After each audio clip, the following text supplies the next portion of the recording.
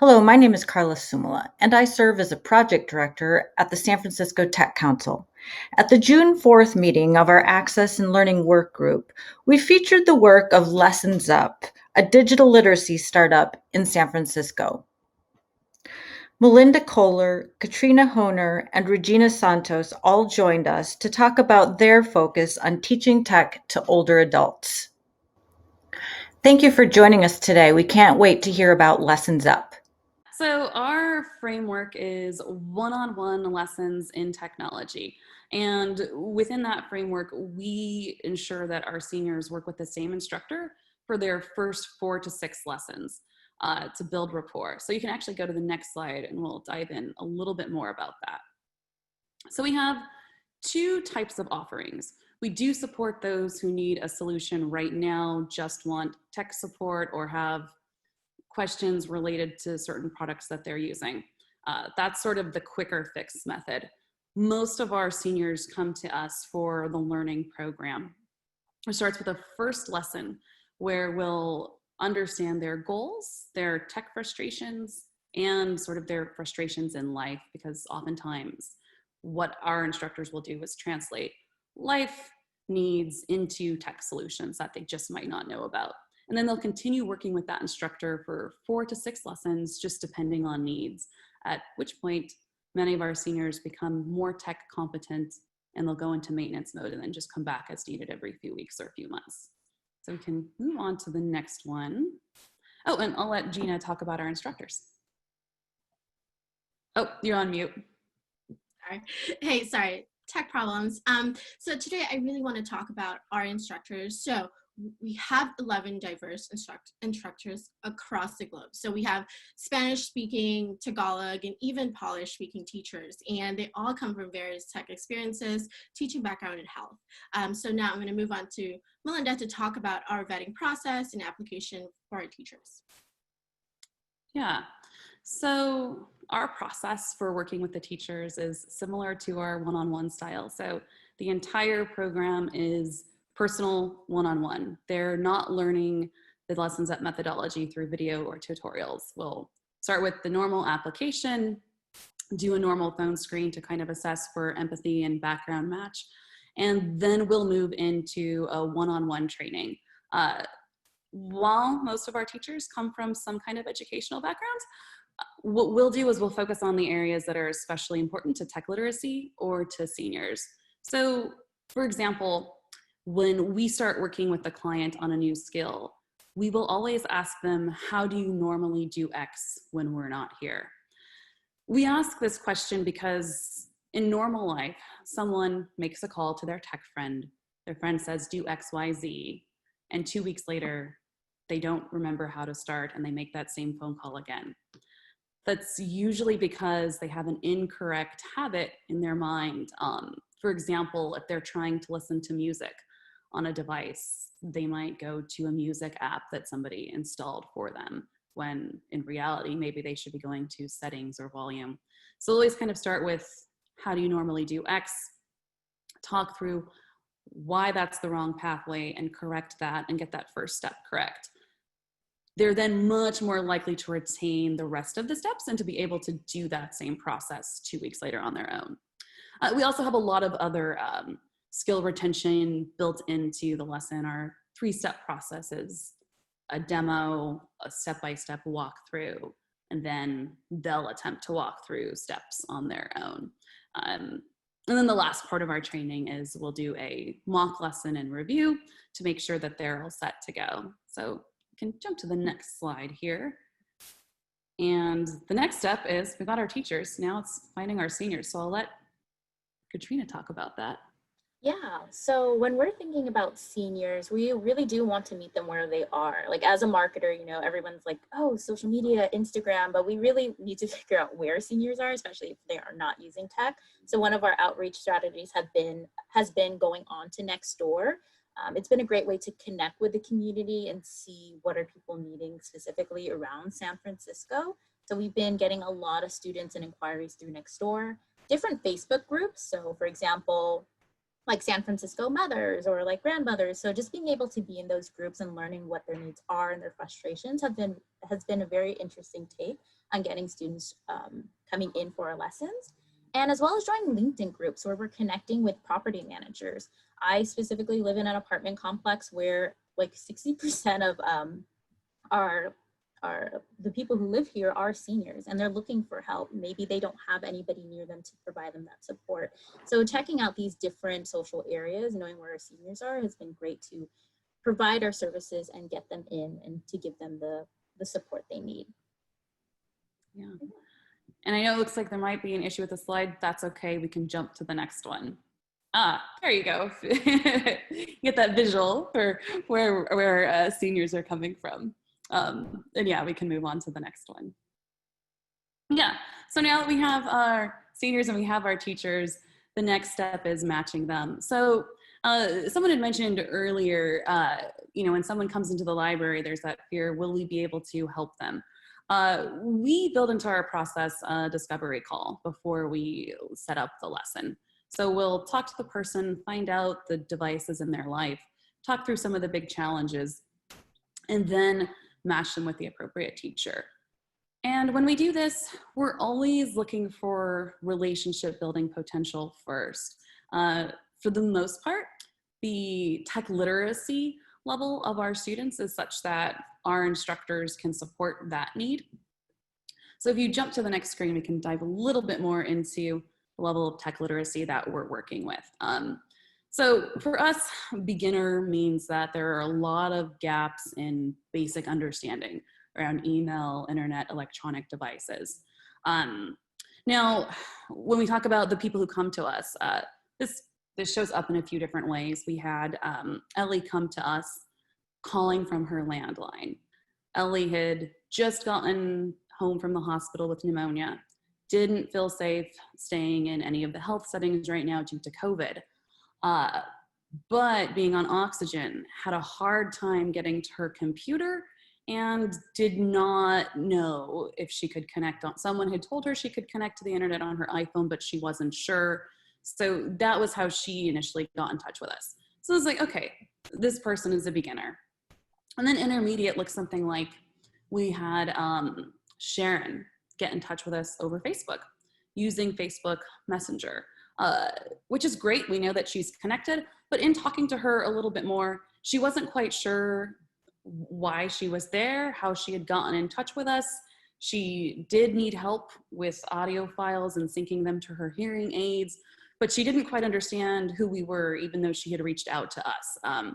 So, was it that somebody sent her a message to reach out to us and she got plugged into the conversation? She did not know.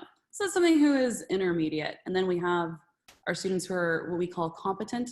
They'll get in touch with us. They know who we are. They understand the basics of internet and email, and they'll have very specific questions. For example, Zoom is one of the most popular right now. So they'll often ask for, I need to, join my friends on a Zoom call, and that's what will initiate the lesson. It's a little bit about the levels of tech literacy that we're working with, and we can jump into the next slide. So we have a couple use cases to share in addition. Another example, so Caitlin Ryan, who is a social worker based in San Francisco, and we call her competent as far as her level of tech literacy. And so the big question after we had the conversation with her, we found out that she's a social worker supporting LGBT communities. And she also gave us the anecdote that she was Tony Fauci's special assistant during the AIDS pandemic. So at this point, after building some rapport with Caitlin, thought about our teachers, and Molly, one of our instructors, just so happens to come from a health education background. So the relationship for rapport was, again, based on that. So we'll look for those commonalities because, again, Caitlin has been working with us for several lessons, and most of our clients will do the 4 to 6 lessons. We can jump to the next one now. I think we have just one more case to share.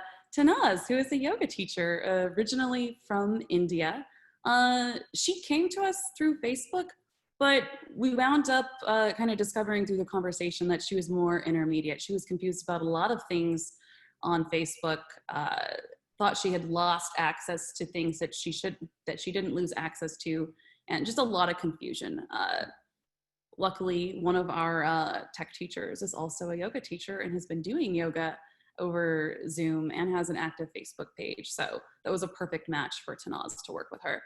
So for us, yeah, the biggest part of the process is making sure our teachers are prepared to work with seniors, to work through their questions, having that discovery call so that our instructors have a chance to prepare, and pairing teachers and instructors such that they have the opportunity to build a relationship of trust.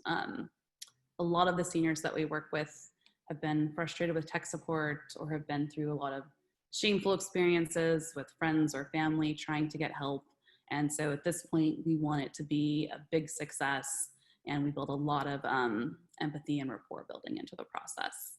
But yeah, so that is our basic program. I think that is our last slide, because we wanted to mostly leave time to learn from all of you, get your feedback, and of course, answer any questions that you have.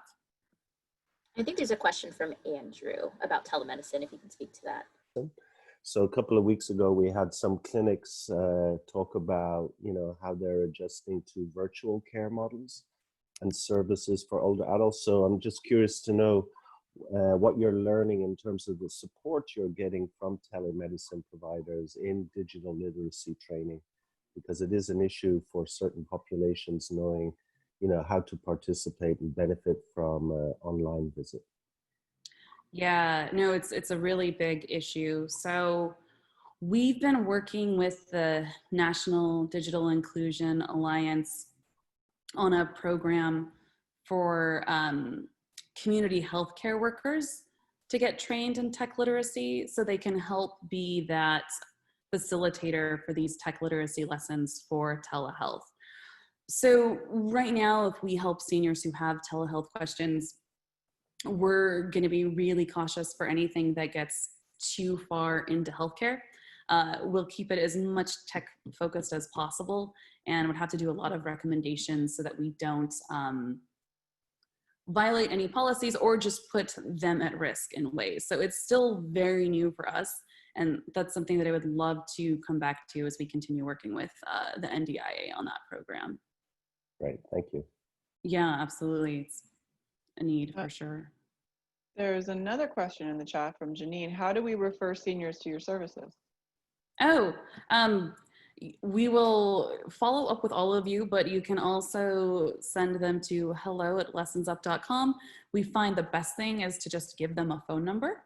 So please note that phone number, but we'll also make sure we do an email follow-up with phone numbers and website, so that however is the best for them to get a hold of us, they can do so. And related, what is the application process, and is there any cost? Are there eligibility criteria? No eligibility criteria. Of course, if we in that discovery call find that we can't work with someone or just can't meet their needs, we'll then work with some of our partners. We might go to the NDIA, or now that we've met all of you, ask you for resources as well. So for example, if there is a telehealth question that we can't answer because it's sensitive, I will go back to Amy Sean at NDIA and ask her, hey, is there a community health worker we can set this person up with? So eligibility, everybody's eligible. In fact, it's geared towards seniors, but we've also wound up working with all ages during this COVID world. We find that therapists and teachers especially need help with Zoom and some of the platforms for online. The application process is very simple. It's a phone call, or for our seniors who are more tech savvy, they can schedule that appointment online, and we'll give them a call to just kind of get a basic understanding of what technology is in their life and some of their biggest, we call them learning goals, but we'll have that conversation whatever way kind of helps us identify how we can best help them.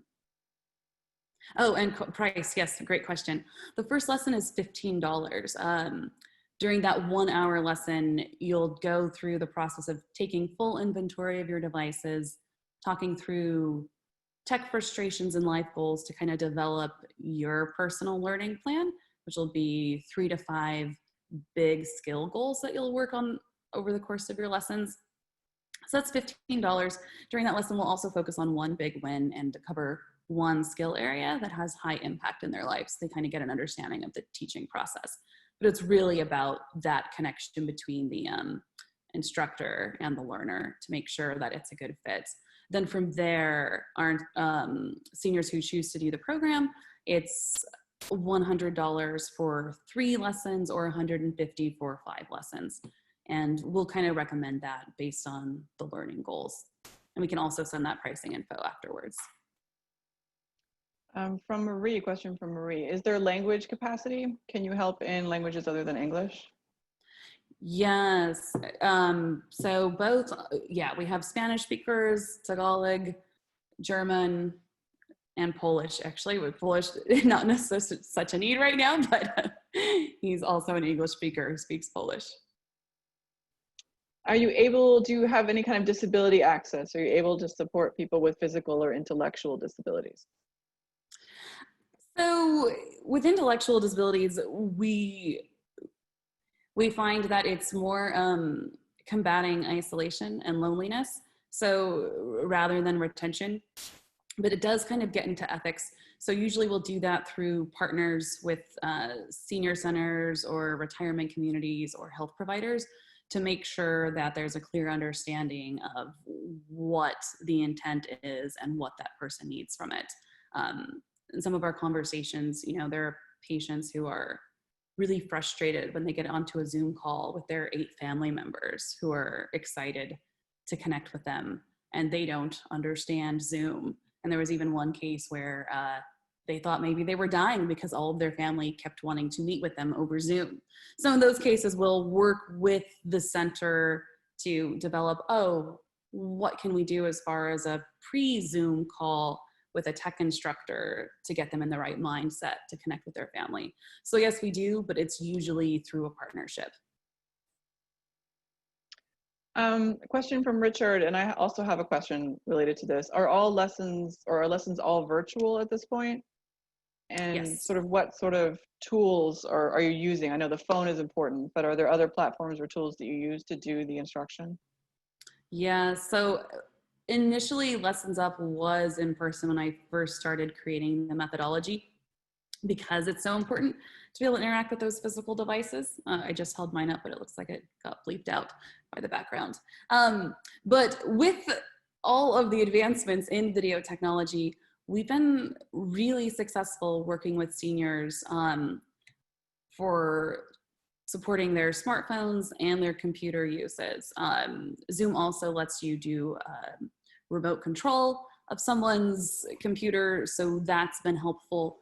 But yeah, it oftentimes starts with a phone call, and the instruction will begin there, and then it will move to video chat.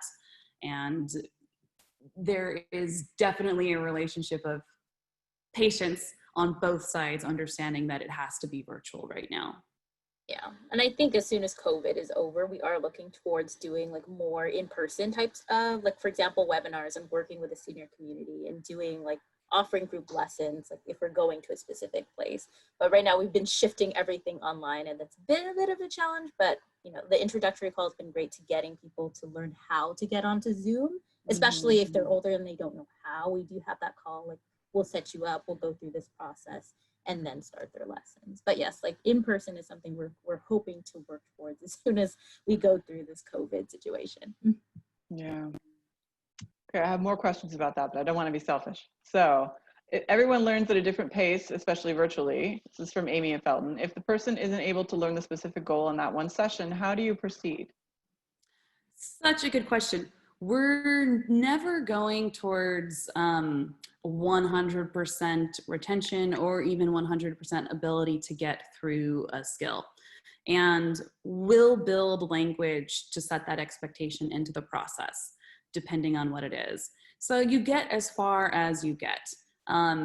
If someone's goal is that they can share photos on Facebook with their family of their dog. And yes, that can be a goal.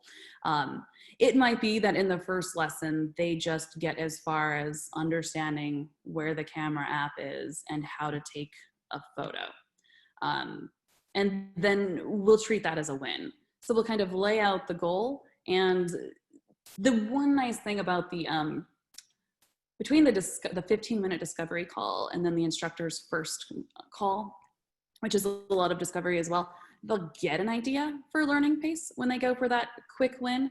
So if the goal for that quick win was to share a photo over Facebook and they get just as far as understanding what an app is and how to open the camera app, they'll be better able to manage the rest of the course and make adjustments and then kind of understand, is this someone who's going to become tech competent in 4 to 6 lessons, and at least set the expectation for them so that they know where they're going. Makes sense.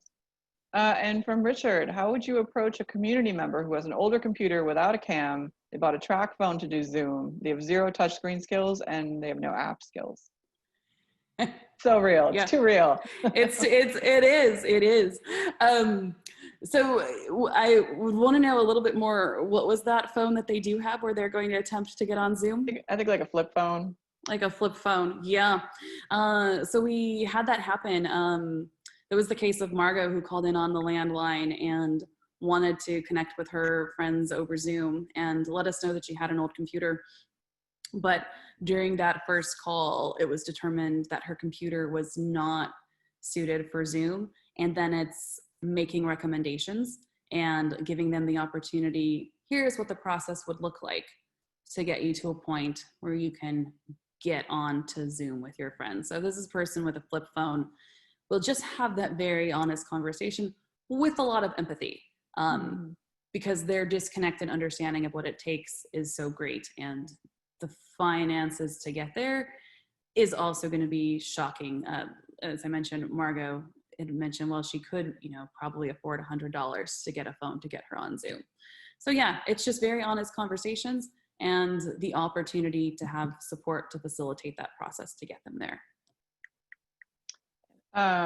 Okay, I think I've mangled Richard questions a little bit, so I'm gonna ask Richard, can you unmute yourself and to explain more about what you mean? I think you were really talking about if somebody just got the smartphone to interact with you and they also don't know how to use the smartphone. Is that right? Yeah, they are trying to Zoom. They can have some computer skills, but very limited understanding of apps and no touch screen. Bought a smartphone. It's called a track phone, thinking that it would have a camera. But has absolutely 0 smartphone skills, doesn't understand really how to use it at all. Yeah. Okay, it sounds like this is a real situation that you're working with right now. Yeah.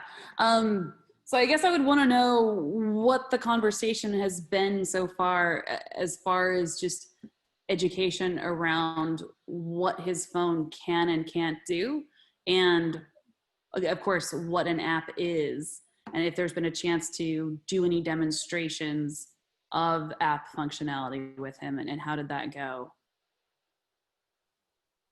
So virtually, it was a dismal failure. Yeah. Okay. So maybe, I'm sorry, but maybe the best. Oh, right. Yeah, let's take this one offline. Take that one offline. Yeah. We have worked through this before, so let's follow up. We'll talk more about this. That's awesome. And then I have 2 more rapid fire style, just to be mindful of time. Have you worked with students who are blind? Not yet. Yeah, that's a big one. That's again where I would probably go to health partners and collaborate with them, and then we kind of come up with a program so that we could adapt. And are there low income or sliding scale cost options? Yes. So this isn't built in to any program that we do, but if someone comes to us and they're in need and they can't afford any of the programs, we have tech volunteers, people in the tech community who want to volunteer their time to work with seniors or to just give back. In this situation, they might not get to work with the same person again. But we have also had situations where the tech volunteer wants to stick with that person. So we'll do that as well. It's just not going to be quite the same because the tech volunteer hasn't been through our training, even if we do a crash course. But yeah, there's always an option. And depending on where we're at as a company, we also may just be able to accommodate and give a few people free lessons, or there are ways to, so right now, us as a startup, we're looking for, say, videos of lessons that we can use to train teachers and for marketing. But for the privacy purposes of our clients, we don't use those videos for that purpose. But if somebody wanted a lesson and they could only do free, we might say, okay, hey, great. Would you mind if we use your lessons and take videos so we can educate others? And they'll usually say yes. So yeah, there's a few options to do that.